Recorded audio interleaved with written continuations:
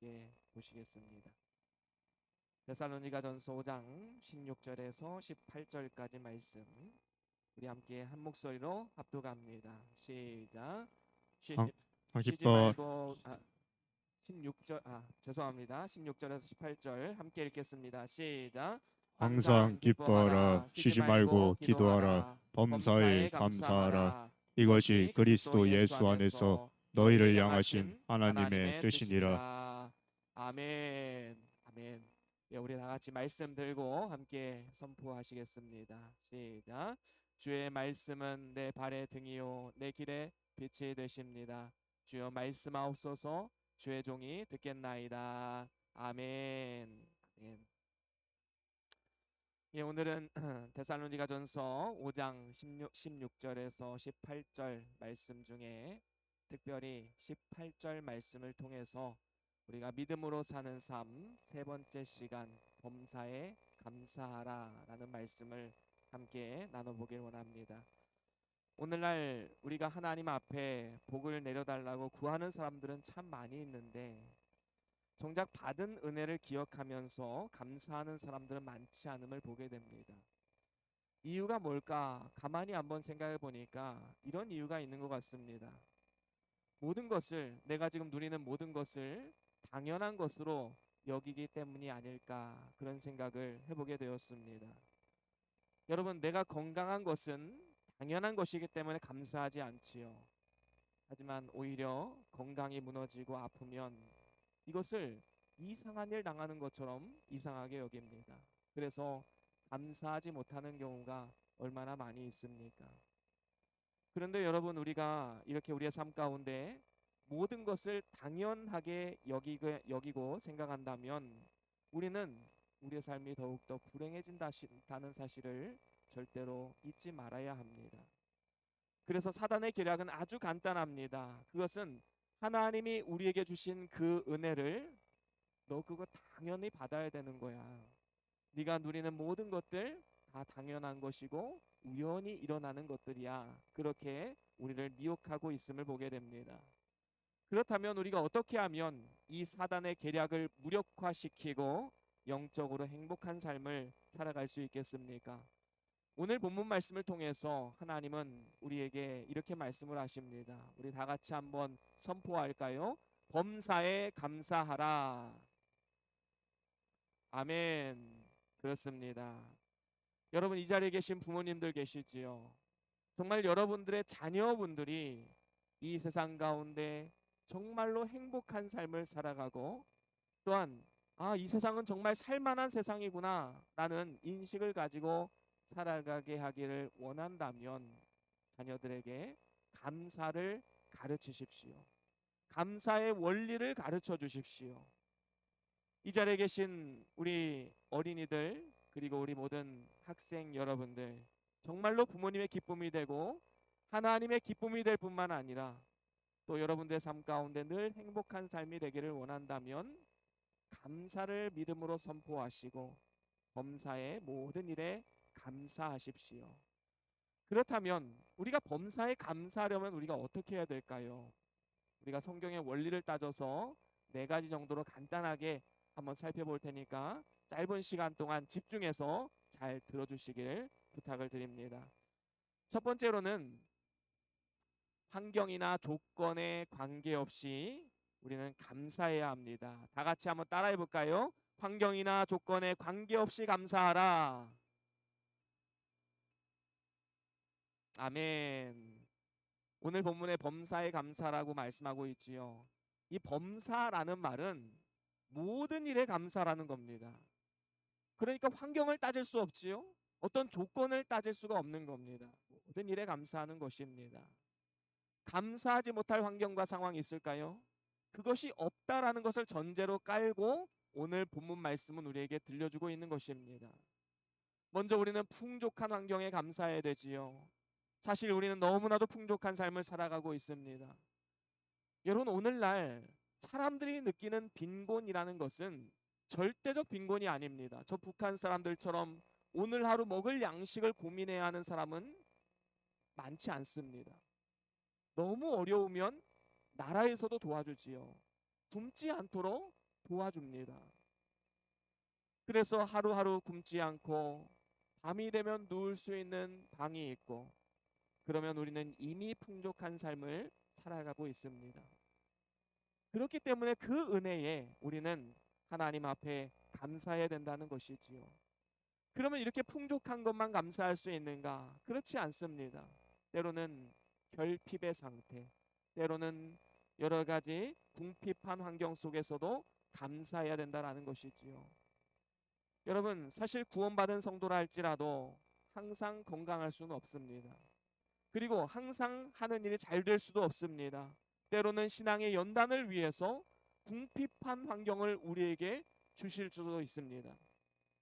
때로는 가난하게 되거나, 때로는 건강을 잃게 되거나, 아니면 때로는 외로움과 두려움에 처할 수도 있을 것입니다.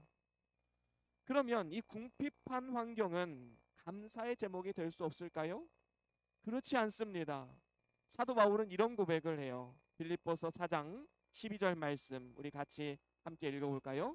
빌립보서 4장 12절입니다. 시작. 나는 비천에 처할 줄도 알고 풍부에 처할 줄도 알아. 예, 곧 배부름과 배고픔과 풍부와 궁핍에도 처할 줄 아는 일체의 비결을 배웠노라. 아멘. 그렇습니다. 사도 바울은 일평생 하나님의 일을 감당하면서 여러 가지 일들이 있었지요. 때로는 풍부한 삶을 살아갔습니다. 사람들에게 인정을 받고 여러 가지 삶 가운데 복음을 증거하면 사람들이 회심을 하고 놀라운 하나님의 기적과 같은 역사들이 일어났습니다. 하지만 항상 이러한 일이 있었던 건 아니지요. 때로는 배고픔에 처하고 때로는 궁핍에 처할 때도 있었습니다. 하지만 그러한 모든 상황 가운데 감사할 수 있었던 것은 이 궁핍 때문에 내가 더욱더 겸손할 수 있었고 하나님을 더욱더 의지할 수 있게 되었기 때문입니다. 그래서 사도 바울의 믿음은 무엇입니까? 모든 것이 합력하여 선을 이루신다는 믿음이 있었기 때문에 궁핍을 통해서도 하나님의 뜻을 찾고 그 안에서 기쁨과 감사로 살아갈 수 있었던 것입니다. 여러분, 진정으로 믿음으로 산다는 것은 무엇입니까?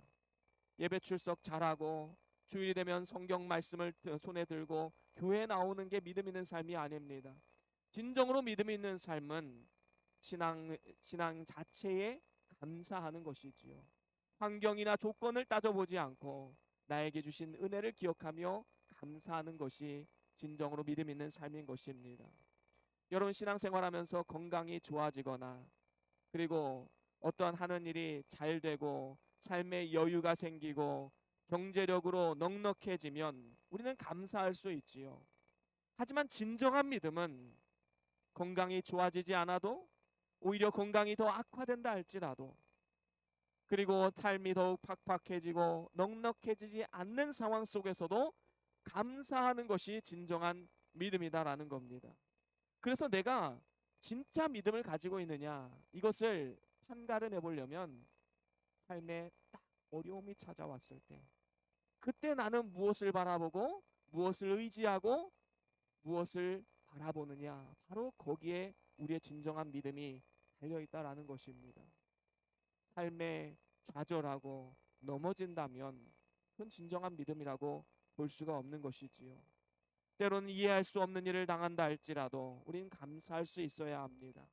왜냐하면 우리 인간의 이성과 생각으로는 하나님의 그 높으신 뜻을 다 이해할 수 없기 때문입니다. 하나님이 주신 것이라면 좋은 것임을 알고 오히려 감사할 수 있는 믿음, 바로 그것이 진정한 믿음 아니겠습니까? 그렇습니다. 우리는 어떠한 환경이나 조건을 따져보고 감사하는 사람들이 아닙니다. 범사에 감사한다는 것은 풍부한 환경뿐만 아니라 궁핍한 환경에서도 모든 환경과 상황을 초월해서 감사의 제목을 찾고 감사하는 것이지요. 어떠한 사정과 형편 속에서도 감사합니다 이 말을 입에 달고 한번 살아가 보십시오. 우리의 삶은 분명히 달라질 것입니다. 그리고 세상이 줄 수 없는 참된 행복을 누리며 살아가게 될 것입니다. 이 원리를 꼭 기억하시고 범사에 감사할 수 있길 바랍니다. 그런가 하면 두 번째로는 욕심을 버리고 은혜를 기억하라 라는 것입니다. 여러분, 욕심만 버려도요, 우리는 감사할 수 있습니다.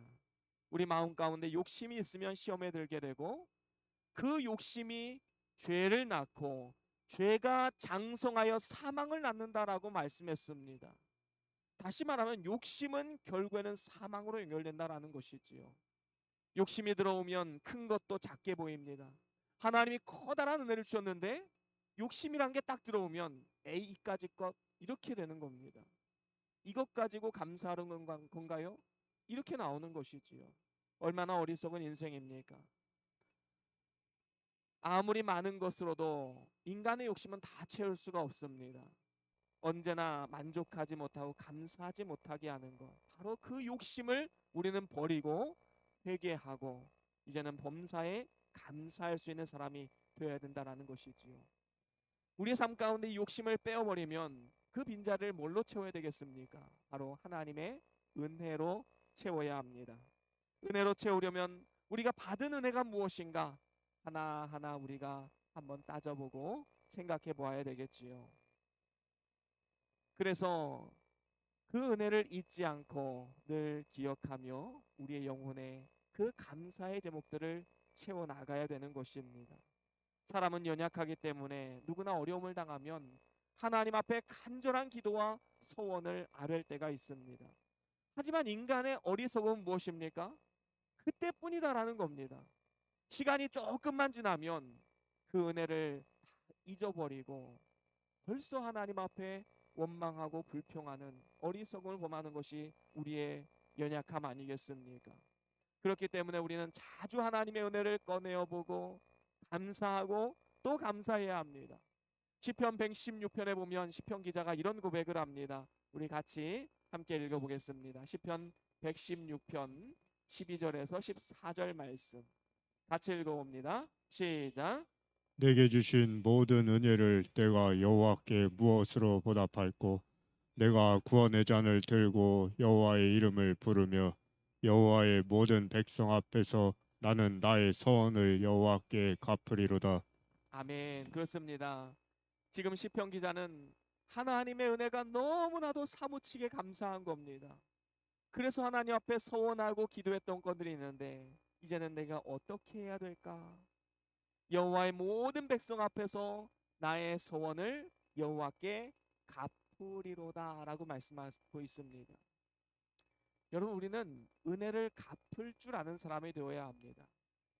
이것은 뭔가 세상적으로 하나님 앞에 해야 된다 이런 것들보다는 우리가 하나님 앞에 마음속 깊이 감사하는 마음, 그 마음을 하나님께서 너무나도 기쁘게 받으신다라는 것입니다. 하나님께서 죄인된 우리에게 주신 은혜는 너무나도 과분한 은혜입니다. 나 같은 사람이 무엇이기에 우리 주님께서 몸버려 나를 위해 십자가를 지셨습니까?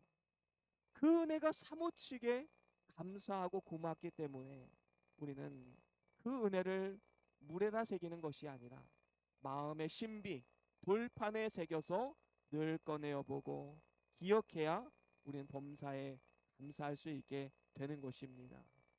여러분, 욕심을 버리고 그 자리를 하나님의 은혜로 채워나가십시오. 그러면 우리의 삶 가운데 놀라운 은혜를 부어주시고 하나님 앞에 범사에 감사하는 그러한 축복의 삶을 살아갈 수 있게 될 것입니다. 그런가 하면 세 번째로는 예수 안에 있음에 우리는 감사해야 합니다. 오늘 본문 말씀해 보니까 이것이 그리스도 예수 안에서라고 말씀하고 있습니다. 여러분, 상황과 환경을 초월해서 감사하는 것은 우리가 그냥 얻을 수 있는 것이 아닙니다. 오직 그리스도 예수 안에 거할 때에만 누리고 받을 수 있는 것이지요. 하나님께서는 우리를 창세 전에 그의 자녀로 삼아 주셨습니다. 택하셨습니다. 그리고 우리가 하나님의 자녀 된 것은 예수 안에 거하기 때문인 것이지요. 그렇습니다. 우리가 예수 안에 있는 우리 모두는 예수님과 동등한 아들 된 자격을 가지고 있는 것입니다. 그리고 모든 영광과 존귀와 능력을 유업으로 받게 되는 것이지요. 여러분, 서울로 가는 열차를 타면 그 안에서 무슨 짓을 하든 뭐 뒤로 달려가든 앉아있든 잠을 자든 결국엔 서울에 도착하게 되는 것입니다. 우리는 예수 그리스도 안에 있는다는 것은 무엇이냐 하면 천국행 열차를 탑승한 것입니다. 그러면 예수 그리스도께서 우리를 안전하게 천국까지 데려가는 것이지요. 바로 그 원리를 알고 우리는 예수 안에 있으므로 감사해야 마땅한 것입니다. 그렇습니다. 우리의 삶에 어떠한 역경이 찾아온다 할지라도, 심지어는 죽음이 우리에게 찾아온다 할지라도 예수 안에 있는 우리는 감사할 수 있습니다.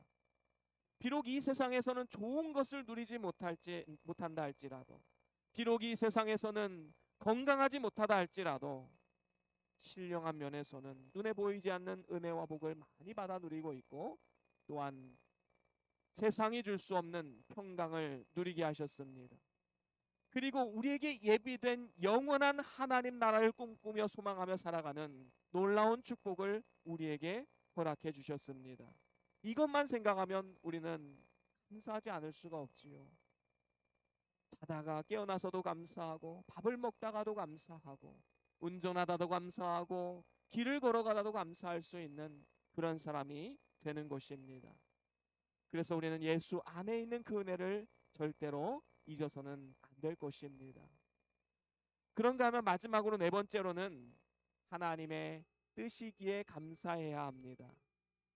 우리가 범사에 감사하고 기뻐하는 것은 우리의 영적인 아버지 되시는 하나님의 뜻이기 때문입니다. 오늘 본문에 뭐라고 말씀합니까? 너희를 향하신 하나님의 뜻이니라.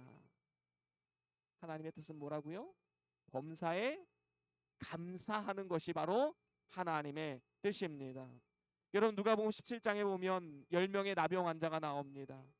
그 중에 9명이 주님의 은혜를 잊어버리고 다시 돌아오지 않았습니다. 물론 기쁜 마음도 있었겠지요. 빨리 가족을 보고 싶고 친구들도 보고 싶고, 그래서 지금까지 못다한 이야기들 함께 나누고 싶은 그런 마음도 있었을 것입니다. 그런데 중요한 것은 하나님의 뜻은 하나님 앞에 감사하는 것입니다. 우리 주님께서 마음을 안타까워하시면서 그 돌아온 한 사람에게 이렇게 말씀을 합니다. 누가복음 17장 17절 말씀 같이 한번 읽어볼까요? 같이 읽어봅니다. 시작. 예수께서 대답하여 이르시되 10사람이 다 깨끗함을 받지 아니하였느냐?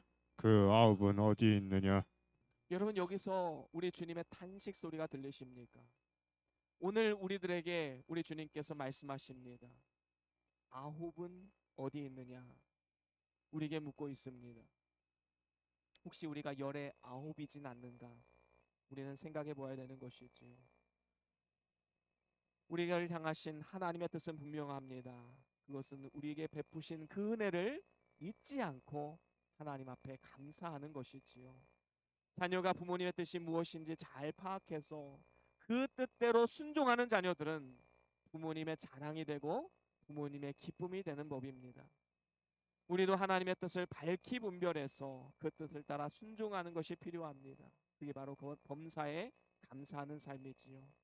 죄로부터 구원해 주심에 감사, 모든 것을 누리게 하심에 감사, 나같이 부족하고 연약한 자를 하늘의 자녀, 하나님의 자녀로 삼아주신 그 은혜에 감사, 하나님의 동역자로 세워주심에 감사, 건강 주심에 감사, 일용할 양식을 주심에 감사, 호흡할 산소를 주심에 감사, 우리를 따스함으로 채워주는 햇빛에 감사, 적당한 때에 내려주는 비에 감사, 아이들은 부모님의 은혜에 감사, 부모님은 자녀들로 인하여 감사. 이렇게 범사에 감사하는 것이 바로 하나님의 뜻인 것입니다. 오늘도 하나님의 뜻을 따라서 범사에 감사를 올려드리심으로써 삶 가운데 하나님을 경험하며 하나님의 놀라우신 은혜 가운데 믿음으로 살아가는 우리 모두의 삶이 다 될 수 있기를 주의 이름으로 간절히 축원합니다.